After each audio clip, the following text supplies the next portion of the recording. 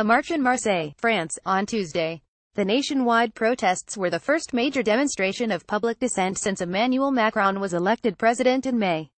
Jean-Paul Policier, Reuters. Paris. The first big street protests since France's new president, Emmanuel Macron, took office in May unfolded in cities across the country on Tuesday, as union members went on strike to protest government plans to overhaul labor regulations. Large street demonstrations last year helped pressure Mr. Macron's predecessor, François Hollande, to dilute a plan to overhaul the notoriously complex labor code. The latest rallies are a test of Mr. Macron's resolve to revamp the French economy and of his opponents' ability to mobilize against him. But the demonstrations also gave a chance for those angry at the government to express frustrations about other issues, including budget cuts, plans to reform the pension system, and Mr. Macron's own style of governing. Mr. Macron, however, was nowhere near the protests. He arrived in the Caribbean on Tuesday to visit the French islands of Saint Martin and Saint Barthélemy, after they were hit by Hurricane Irma last week. Demonstrators in Lille on Tuesday. The hardline General Confederation of Labour, or CGT, was the only one of France's major unions to call on its members to join the protests.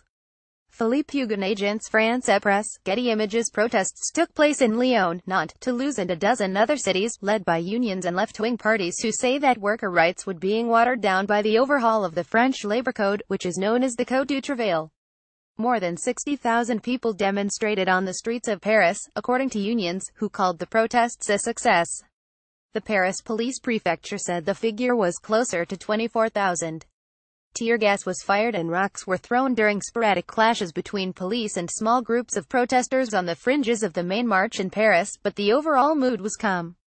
Last year, weeks of protests against similar labor changes were sometimes marred by violence. The changes to the labor code would loosen regulations for small companies, make it easier to hire and fire employees, and enable businesses to negotiate certain workplace issues at the company level rather than having to abide by industry-wide agreements. Demonstrators and the police clashed in Lyon, France, on Tuesday. Robert Prater, Reuters. Jean-Luc Mélenchon, the founder of the left-wing France Unbowed Party, said on Tuesday that Mr. Macron can and must back down. France Unbowed is organizing a separate demonstration against the labor overhaul on Sept.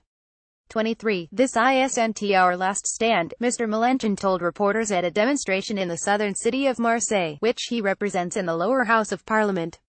We are organizing a relentless defense of the labor code, but the government is not expected to budge. Mr. Macron is enacting the overhaul to the labor rules by decree, and the changes are expected to be implemented this month. Also, opponents of the new labor rules have been divided in their response. Among the major French unions, only the hardline General Confederation of Labour, or CGT, called on its members to demonstrate on Tuesday. Policemen detained a protester in Nantes, in western France. The nationwide demonstrations are a key test for Mr. Macron's labor law reform. Loic Venance, Agence France-Presse, Getty Images. Victor Mendes, 46, a railway engineer who has been a member of the CGT for the past 3 years, said during the rally in Paris that he was opposed to Mr. Macron creating disposable workers. It's hard to get a job, but it has become so easy to get fired, he said. Top leadership at the more moderate unions, who are not entirely happy with the changes but welcomed the summer-long talks the government held to explain them, had not called on their members to protest.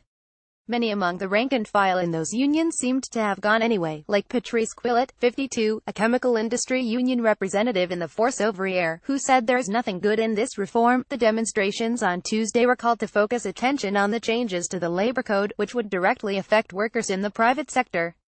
A rally in Paris on Tuesday to protest the new labor rules. Unions and left-wing parties say that worker rights would be watered down by the changes.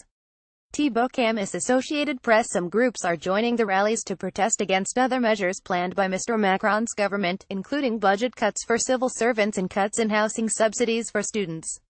Existing anger against Mr. Macron was amplified last week when he said, in a speech in Greece, that those who opposed the changes for France were slackers or cynics, although Mr. Macron didn't specify whom he was targeting, and although he later added that he meant all of those who for the past 15 years have said we mustn't move in France and in Europe. Some citizens felt affronted, including Sir Jamie, a 50-year-old nurse's aide who said that he felt the comments were unworthy of a leader. I've been working for the past 32 years. I wake up every day at 5 a.m. I'm no slacker and my work is difficult, Mr. Aimley said during the demonstration in Paris, where dozens held signs that read "Slackers of all countries, unite," or chanted Macron. President of the bosses Alain Kier, a 66-year-old elementary school principal in Paris and a union member, said it was important to show that we, as union workers, are united. Mr. Kier, who was waiting for a march to start on the Place de la Bastille in Paris, said that, although the labor changes would not affect him, it was important to send a message ahead of other planned changes. Mr. Macron's government is also planning to overhaul France's pension and unemployment systems. If Macron passes the reforms, then he will have more powers to pass further reforms, Mr. Kier said.